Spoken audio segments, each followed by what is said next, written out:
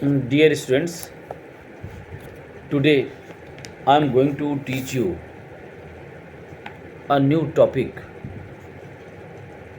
President of India. And in my previous video, I have taught about President of India. President of India is a nominated head of the nation and a real power enjoyed by Prime Minister because parliamentary democracy is there. Today, I am going to teach you powers and functions of President of India.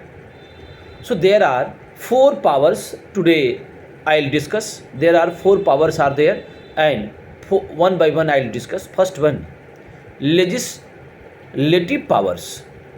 Legislative power means I think I have taught you when law making body I have taught parliament. I have taught that parliament is law making body and composition of the parliament also I have taught that. First one, numerical strength I have taught you, and I have also taught that Union Parliament comprises President, Lok Sabha and Rajya Sabha. So today, legislative power of the Parliament, first point will be there. President will assent the bill. Assent the bill means signature on the bill. I have taught you any bill except money bill can be originated either house of the Parliament. When both houses of the parliament will ratify it, then it will go to president chamber, and when president will make signature, then it will be law. So first point is there, assent the bill means without signature of the president of India, any bill can't be law. First point clear. Second point is there, president of India will address the session, meaning after each and every election, each and every 5 years election will be held, you know this one, and after that new member will be coming, so president will address them. This is also a legislative power.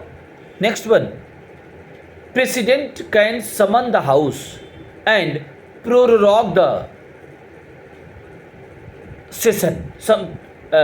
President can summon the session and prorogue the session. Two terms are there. What do you mean by summon?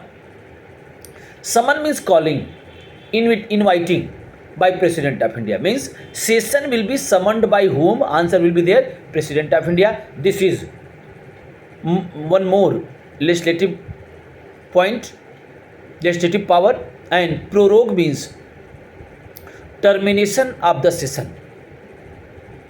And I have also taught this one. Previous video I have also taught ordinance. I have taught you ordinance is also legislative power of the parliament, president. Ordinance will be issued by President of India when both houses of the parliament are not session. And last one, that president is empowered to dissolve the Lok Sabha on the advice of the Prime Minister. So these are legislative powers of the President of India. Second point, second power, that is executive power. Executive power I am going to teach now. So very easy way I'd like to mention how many appointment taken place at center level. All appointment, commonly I am telling all appointments done by President of India, like Prime Minister will be appointed by President of India. Council of Ministers will be appointed by President of India. Governor of the state, deputy governor, governor of the state, lieutenant governor, and chief commissioners will be also appointed by President of India. Judges of the High Court and Supreme Court will be appointed by President of India. So these are executive powers. And border area will be governed by President of India. All UTs will be governed by President of India. These are executive powers.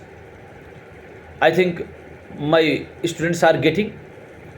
And after that, I am going to teach you judicial power. That is very, very important. Please pay attention. In easy word, I am going to teach you. If once you will listen, you will not forget. First point in judicial power, you can write, no case can be initiated or launched against the President of India during his tenure. Means nobody can launch FIR against the President of India because national head is there.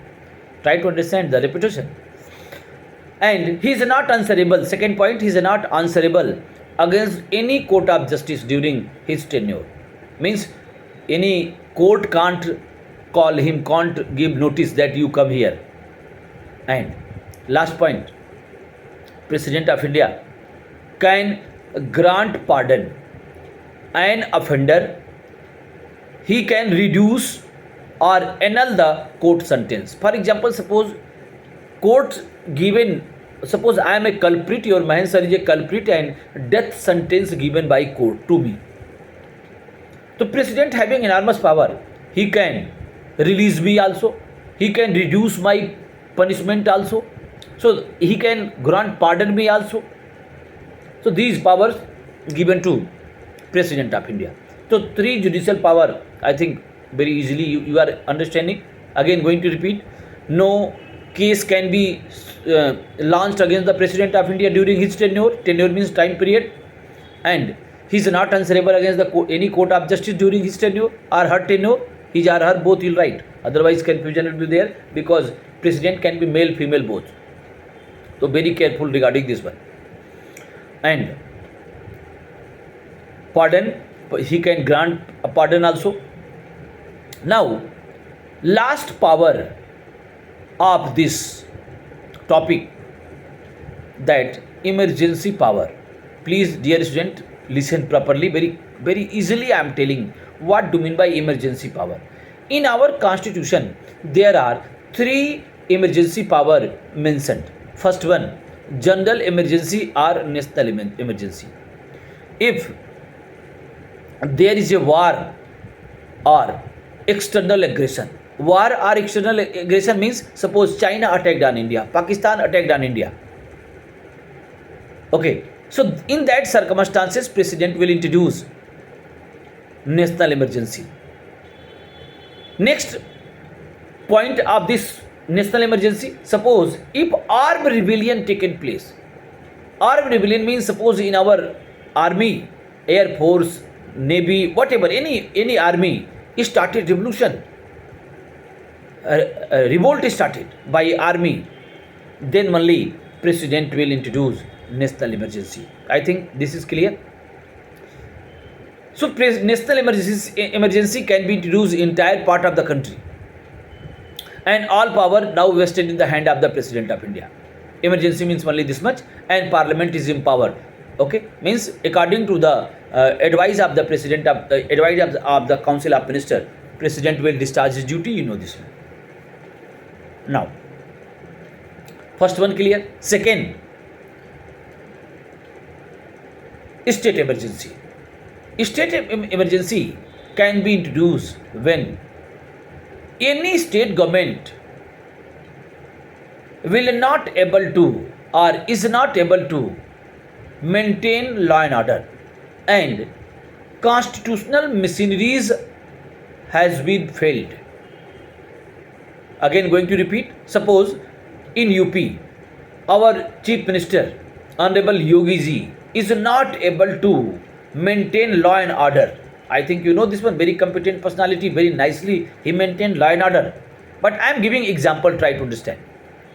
And now ruckus created in the society and law and order completely failed. In that circumstances, President of India will introduce state emergency. So state emergency will be introduced only in UP or only in Bihar where problem is there.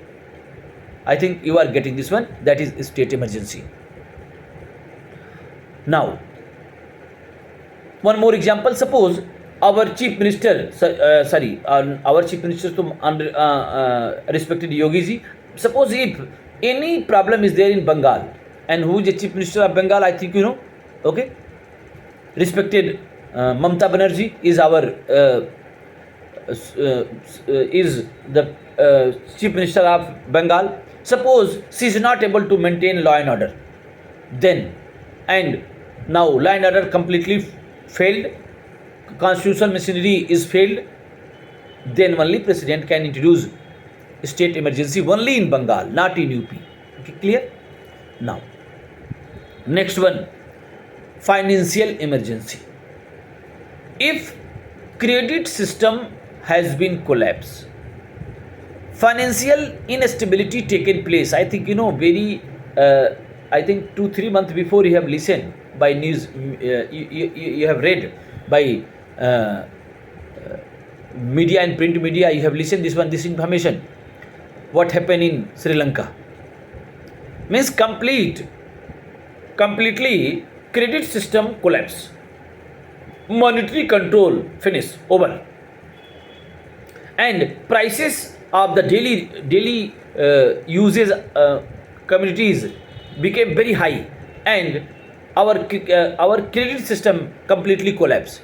In that circumstances, President of India will introduce financial emergency. I think you know this one. Till today, in our country, no financial emergency has been introduced.